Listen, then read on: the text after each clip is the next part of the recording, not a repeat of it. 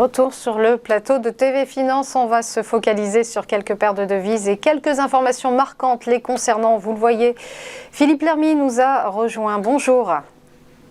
Bonjour Roselyne. Vous êtes trader formateur et ancien chef trader d'une banque centrale et on va d'abord faire le point sur ce qui va probablement animer les marchés cette semaine, à savoir l'audition de Jérôme Powell au Congrès. Le discours du président de la Réserve fédérale américaine sera-t-il déterminant pour l'évolution du dollar cette semaine ?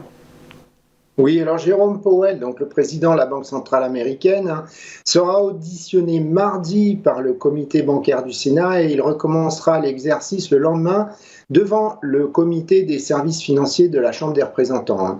Alors les traders vont surveiller s'il va abonder dans le sens des derniers discours des membres de la Fed, surtout que le mois dernier, à part la confiance des ménages qui indique donc une inquiétude pour l'avenir, on a eu beaucoup de chiffres plus forts qu'attendus. Alors je pense au rapport sur l'emploi évidemment, à l'inflation, aux ventes hors alimentation énergie, aux ventes de détail par exemple. Donc on surveillera si M. Powell indique devant les congressmen s'il faudra attendre lors de la prochaine réunion de la Fed donc une hausse de 50 points de base des taux directeurs plutôt que 25 points de base comme annoncé précédemment. On verra aussi s'il indique, je pense qu'il sera aussi questionné donc par les congressmen pour savoir si la Fed va relever son taux terminal ou non, mais je pense qu'il va rester vague sur ce point.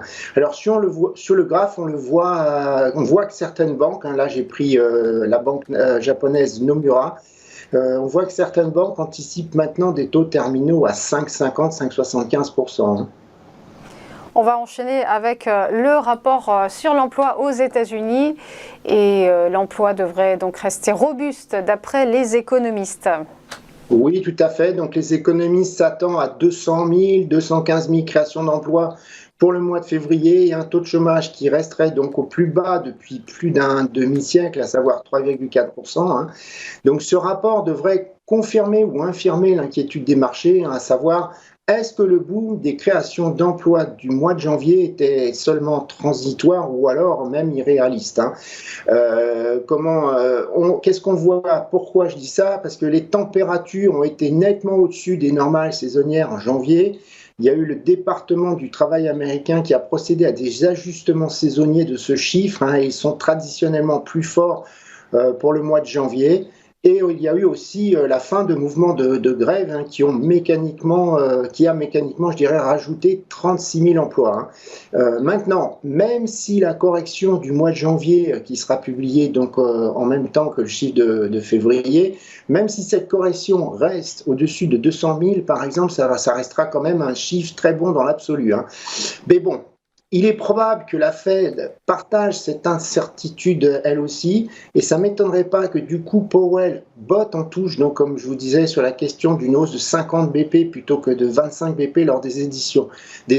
Donc ça veut dire quoi? Ça veut dire qu'on pourrait s'attendre à une volatilité des marchés significative, peut-être même avant les heures qui précèdent, je dirais, la publication de ce rapport, et probablement après aussi, selon le résultat évidemment. On poursuit avec la réunion de politique monétaire de la Banque du Canada et la Banque centrale qui ne devrait pas changer son taux directeur.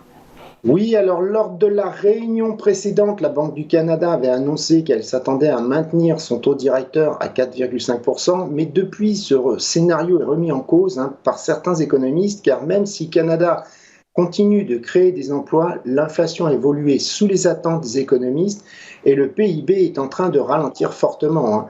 Ce dernier, par exemple, est passé de 3,77% à 2,07% le trimestre précédent. Alors sur le graphe, on voit que entre la zone euro, les USA et le Canada, c'est au Canada que l'inflation est la plus faible, 5,9%, alors que le taux directeur de la Banque du Canada n'est que de 25 points de base en dessous du plafond des taux directeurs de la Fed. Donc, la Banque du Canada a été plus agressive que la Fed, mais cela aussi peut se comprendre, parce qu'aux USA, la référence pour les taux dans l'immobilier, ce sont les mortgage rates, les crédits hypothécaires à 30 ans, tandis qu'au Canada, ce sont des taux à 5 ans. Donc, comme on sait que les courbes des taux, je dirais, sont inversées actuellement, voilà, on comprend le raisonnement de la Banque du Canada. Au final, le marché il ne s'attend à aucun changement, d'autant plus que la dernière fois, les discussions entre les membres de la Banque centrale montraient plutôt des hésitations entre laisser les taux inchangés ou les monter de 25 points de base. Et depuis, comme je vous l'ai dit, la situation économique a changé. Donc voilà, je pense que le dollar CAD ne devrait pas bouger lors de cette réunion de politique monétaire. Ce sera plutôt le rapport sur les progrès économiques qui sera délivré plus tard par le vice-gouverneur M. Rogers qui sera important. À surveiller aussi pour ceux qui traitent le dollar canadien, le rapport sur l'emploi canadien qui va sortir en même temps que le rapport sur l'emploi américain.